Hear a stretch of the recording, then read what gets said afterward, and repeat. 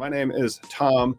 You can find me at Cannabis Industry Lawyer on Instagram, or you can go to my website, cannabisindustrylawyer.com, and fill out a form to see if your team is qualified to get a cannabis license. There's also a button to give us a phone call, and let's talk about the New York cannabis license launch. Again, I think I've already kind of introduced who I am. Just for one more, just so like, if you're wondering what my contact info is, am I allowed to move myself? No, I am not.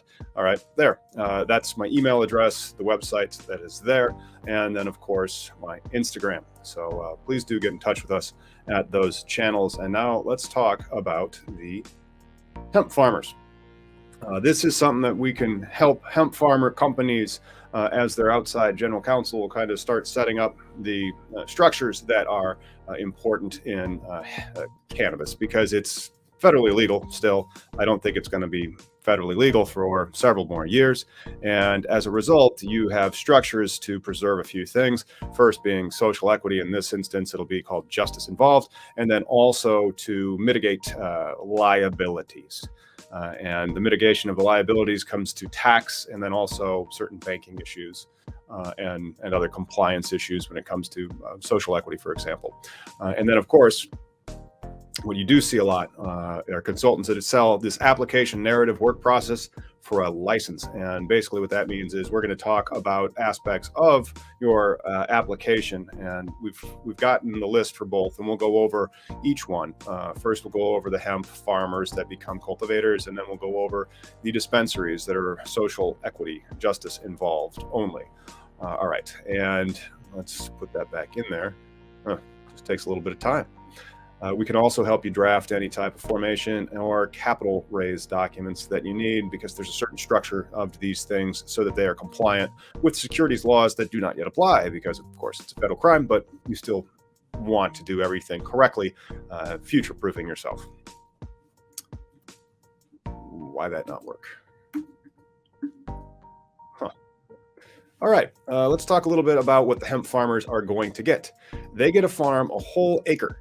That is 43,560 square feet, according to a study from Connecticut hemp farmers, which is pretty close, equivalent, I'd say. It is approximately 250 pounds of flower per acre. And at $1,000 a pound, if this is just outdoor, and $1,000 a pound for outdoor is actually pretty good, that would be about $2.5 million. So the hemp farmers may be able to make about $2.5 million, actually more. There's some stuff about greenhouses that we could discuss, but talk to me later about greenhouses and the 20 artificial lights that you're allowed to have. But anyway, essentially, the hemp farmers are going to be able to do 1 acre of regular grass, and they can also use a combination of greenhouses or a greenhouse alone, a 20,000 square foot of greenhouse space. Around 25,000 if they're going to go straight greenhouse. If they're going to go hybrid, you can do 20,000 in greenhouse and 10,000 outdoor. Now, 4-season cultivation in greenhouses, right? But you only have 20 lights. And so those 20 lights mean that, well, we can discuss that later to determine how much canopy size you'd be able to have in a greenhouse with 20 lights. In indoor, we can do the math on that, and it doesn't seem all that great. Like an indoor light is about 18.35 square foot per light, a little bit more, a little bit less. It depends on how big that light is, which means that this wouldn't be all that good. It would be about 500 square feet of greenhouse space that you'd be able to farm 4 months out of the year. But again, that's indoor lights. That's not greenhouse-based lights. So you actually get more than that. And how do you want to approach it? Do you want to go cheap your first year and just seed outdoor? Because the costs for that aren't all that much. The outdoor costs might be $20,000 to $30,000 an acre. And that's very reasonable if your top line is going to be 2.5 million and your bottom line is about 30,000, But then there's also greenhouses that can boost your ability to sell products. Anyway, let's get into the interesting. So the thing that they really have in this is this compliance rollout. You are fast-tracked into it, and you can apply right now. You can go and get your application in, and then you're going to have some deadlines that are going to catch up to you. First deadline is going to be that you have a month to get your site plan and your security plan down. And then that site plan and security plan has to be fairly detailed. We will be getting more regulatory authority on that in approximately a month, so we'll know. And then 6 months after licensing, you're going to need your operating plan. And that has 11 elements, and we'll go over those here in a bit. And then 12 months after licensure, you have to have your annual cultivation report. It's 29 elements, and it also includes an LPA, which of course is a labor peace agreement. And that labor peace agreement is it's a contract with a union, for lack of a better term. And then after June 1st, 2023, you will need to have your own distribution or processing as well. And then you'll have a little bit more time. You'll have the rest of that season. And then after 2 years, 2 crop years, you're going to need to be completely compliant and not be a conditional anymore. You're going to have to grow yourself up and be compliant with all of the regs that will be forthcoming. We should have them in fairly short order. And what the OCM, which is the Office of Cannabis Management in New York, has published provides a great deal of context, not everything, but it gives you the ability to see some foreshadowing. And that's something that we should go over now together. I'm going to have to hit escape on this for a little bit. Let me just kind of remove it and help go to the next one. There it is. And this is what the state published not that long ago, actually. It's 3/14/22. So it probably came out on the 14th. And then on the Ides of March, on the 15th, New York started taking cultivation applications, but not from anybody. Very few people, like 200 to 250 hemp farmers in New York were able to qualify for this. That's it. And as a result, if you got it, great. If not, I'm sorry. It's just not your time yet.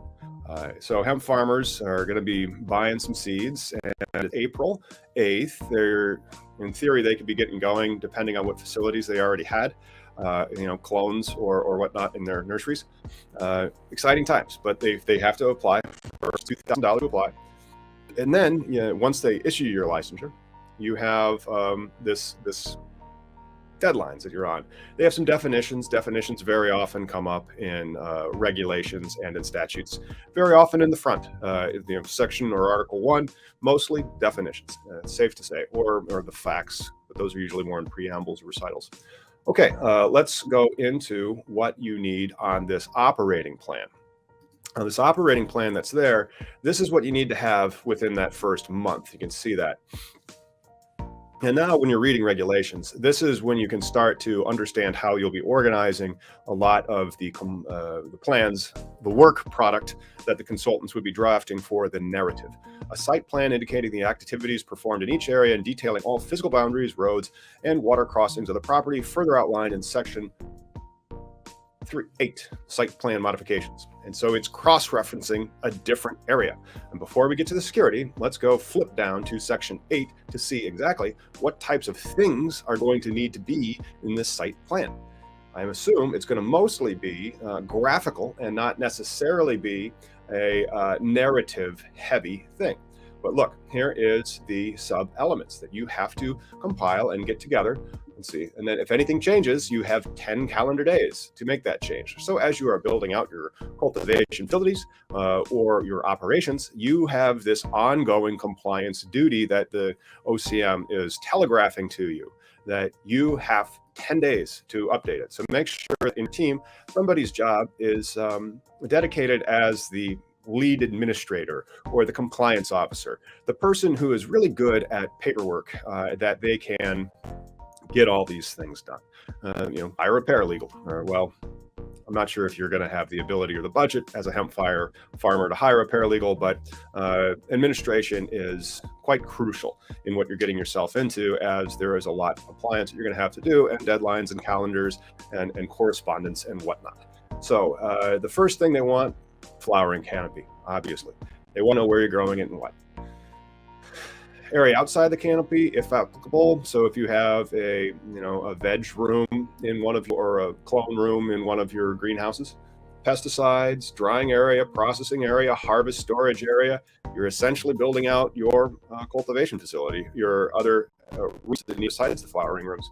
Secure cannabis waste area. See, you're going to have a waste policies and waste management plan. I could see that coming in the future. Sanitary facilities, they actually define sanitary facilities in this, and they make it something that you are going to need to be in compliance with. For example, hand washing stations appear in this. I don't know how many of the hemp farmers currently have hand washing stations in their facilities. Some, I'm sure. Perimeter dimensions, entrances, and exits. Is that it? It just goes through P? Nope. There's also Q, R, and S. And so other activities or other license activities must keep all used areas of the adult use cannabis harvesting drive-in separate and distinct from any area designated for hemp cultivation under the department. So even though it's still essentially the same plant without the presence of one particular chemical, you got to keep them separated. The state wants you to keep them separated. Okay, and that you have in your first week. I'm sorry, month. And then after the second, no, we're still in the first month. You have to dual track this. That's the annual cultivation report. Let's go back to the operating plan. And that's where we're at with this first month. Then you need your security and staff safety plan, detailing risk mitigation and accident prevention plans, result from a detailed risk assessment, all stages of cannabis production to be submitted to the office within 30 days of licensure. That is a Tony problem. And so you guys need to call Tony Gallo on that. Or at Sapphire. There's also other security providers that are in this industry that do quality work. And they will give you a quote, and then that is where you're going to have that narrative, and you'll pay a license fee to be able to use it. That's your first 30 days. That is quite a lift. You get your license, and then you're ready to go plant. And while you're ready to go farm, they're asking for details. One of which is going to be visual, and there might be some narrative demonstrating compliance depending on what types of things we see in the regulations coming out in May. And then the second one is completely narrative in the sense that you have a security and staff safety plan, detailing risk mitigation, accident prevention, resulting from detailed risk assessment. And so, we have sections that we can already start breaking this piece of narrative into, but we don't yet have context when we have the regulations. Those are forthcoming, and then we create the plan that is what you need. If you have any questions, head on over to cannabisindustrylawyer.com, and we'll go from there. So that's your first 30 days. Now we're into your next 5 months. It's not like the cavalcade of documentation has stopped. What's actually going to happen is now you have to put together even more information. Now that more information that you need is going to be listed on these 11 elements. And let's take them in reverse order. Sustainable energy use and conservation plan. These are routinely provided for in applications. Even New Mexico, which is a very open state, has one of these plans that is required for it. Same with the water and conservation plans, cannabis recall plans. You see that all the time. Quality assurance plan. Yep. Cannabis sampling, analysis, and testing plan. There's going to be regulations that'll be coming out, and we'll be able to see them, and we'll know what they want when it comes to recall. We'll know what they want when it comes to QA. There's applications that we've used all over the country that has these things that was done well and that was effective previously, but they're tuned, or they are, characterized for a particular jurisdiction, because every new jurisdiction changes the rules slightly, puts their own spin on things, and has their own methodology of citations and what they're looking for in the completeness of a particular application. Okay, IPM, Pest Management and Control Plan, document based on integrated pest management principles that is adequate for the facility, type and size. This is some dense stuff. Environmental impact plan. There we go. How many environmental impact plans were required for your hemp farm? Now, every state is slightly different. If New York State had a very highly regulated hemp program, these types of things may already be in there. Cultivation plan document includes a detailed overview of all cultivation, processing, storage, and record-keeping policies and procedures. All of this needs to be compiled within your first 6 months while you're farming. And then, you get done with your harvest. And we'll talk about that after this. Now we have the last of the first year. And so up to date site plan. Remember how the site plan has to be done in 30 days, but then it's not just that it's done in 30 days. As you are building out your farm or your facility, and you make changes to that site plan is a living document that you have to update every 10 days, and then offer the updates to the OCM. So again, administration support and admin is going to be important on your team. Okay, and then it gets into what I like to call inventory control systems, or inventory management systems. This is very often a metric relational database, sometimes a BioTrack THC relational database if they have gotten themselves inserted into the approved list of vendors on that. BioTrack THC is not as old or as well developed as the metric system, which is the more robust of the two, in the sense that it has an open source more for APIs that other service providers that do these types of inventory management systems can then create software as a service that they can sell to license holders like you. You're going to need one. And all physical inventory of cannabis at any stage and all associated labels accurately in an electronic inventory management system. Will it be metric? Probably. Traceability, functionality, capable of showing complete production history of cannabis at any stage, including cannabis that has been released for sale to a total recall, and all associated cannabis if necessary. Yes, it's a real obvious track and trace protocols that they expect you to have in place within your first year of operations. It's really awesome that you don't have to write all this crap out in a complex and complete application prior to even being in the conversation of cultivating cannabis. I'm really stoked that New York's doing it this way, in the sense that it's like, well, go grow it. No, you already have a license. Now just get into compliance over time. But the compliance over time, I think, is going to take a complete application that's going to have a lot of narrative work product in it. And then that's just how it is in highly regulated cannabis very often. Agricultural input list, detailed plant production, application records for any propagation treatments, soil. You have to do a facility energy audit for like 1 year of use reports, records of scouting and monitoring for pests, records of submission for each production cycle to a testing lab. So all of this, these business records that your company is going to be kicking off, that's one of the reasons why they started with the inventory control system software at the very beginning. A lot of these things are going to be compiled in real time as you are doing your operations, provided that you have the right systems in place. I don't know which service provider, which one is going to really spearhead it. I'll try to have them on the program. Cannabis Legalization News. Check it out. Sunday. It'll be a Sunday show, and we'd have a guest that has solutions for these types of things. It'll probably integrate with Metric, but list of all equipment, records of all plant removal, records of all employees and independent contractors, staff health and safety procedures, signed consents from every employee, routine of class and containers, how often you clean it, what are your records of cleaning and sanitizing. Yeah, and so they want it sanitary, which is great, and pest management, records of mock recalls. So you could have some training where you're going to do a mock recall. Visitor log. You just can't say, come on by to the farm next week, Bob. I'll show you where the weed is. No. The site plan mandated that you have to keep it separated, right? And so if somebody's going to go check out the weed farm, you need a visitor log. You just can't have people over. And then the kicker, number 29, signed copy of a labor peace agreement as required by the cannabis law and as detailed in section 20, probably section 20 below. Yep. And they'll define that then below in this. And a labor peace agreement essentially is just a union contract. You can get them from the unions. They like, well, you would like to enter into one? Great. That's how we've typically got them before. The UCFW has been one of the unions that's active in the cannabis space. I anticipate other ones becoming active as well, but we can help you find an LPA. And of course, that's your first year.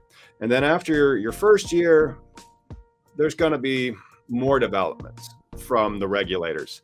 And those regulators, hopefully, and this is something we want to celebrate over at Cannabis Legalization News, the week that starts the day after 420, I want to have be Regulators Week. That leads up to April 28th was the day that Warren G released Regulate. But we did the compliance rollout. Now let's talk about some potential roadblocks that may befall the rollout of this very interesting hemp program that New York State has to create an adequate supply of THC cannabis for its people by the end of the year. Now, the Dormant Commerce Clause lawsuits, those are real things. They have been very effective throughout the United States. And essentially, one state cannot preference another state when there is interstate commerce, even if there's no interstate commerce. That's kind of what it stands for. And then that has been successful. Most recently, a Dormant Commerce Clause lawsuit was filed in Illinois in late March to invalidate their dispensary licenses. Now you're going to maybe see them unless the state of New York opens the eligibility beyond New York hemp farmers within a reasonable amount of time. And that's what I think is actually going to happen. They are just giving the hemp farmers an easy, time to become a more profitable farmer prior to opening up the regular application window as they get their affairs in order and their regulations in place. And regulations, they don't just get conceived of, by God and they come out perfect. They're man-made, and they're man-made in a space that they don't really know much about because it's new. So regulations very often get changed, and they're clunky. Like there's some regulations in Illinois that I think really need to change because they're standing in the way of things. But how open they make this state will help to mitigate the Dormant Commerce Clause lawsuits. Another common lawsuit that you see in instances like this, where the only people who are allowed to grow cannabis are the 200 and 250 hemp farmers already in the state. That is something you see called special legislation. In New York, they really don't have this as much as I've seen in other states, which is essentially kind of like an offshoot of the equal protection. It's essentially a ban by the legislature. The legislature is prohibited from creating a law that impacts just a special class of people when a general law should have applied. But in New York, they really don't have that. They have the same concept, but then it's just applied to local governments. So like local governments aren't allowed to create these special laws, but not the state government. In other states, in Illinois is one, but then it's all over the place. It's in Minnesota, it's in Kentucky, and that's why I thought maybe it'd be a New York state. They have a stripe of it. Those also cause lawsuits. For example, if only veterans could get the license, you would say you've made this special legislation that only benefits them when a general law would have been fine. Why'd you do that? And they try to invalidate that requirement. And so here they've made a very special law that only benefits hemp farmers. So why did they do that? But New York law might not be like other states where the state might be able to do that. And, that's a matter for the courts. But then if they open this up to other eligible applicants, they may mitigate that litigation risk. Okay, shady business people also get in the way.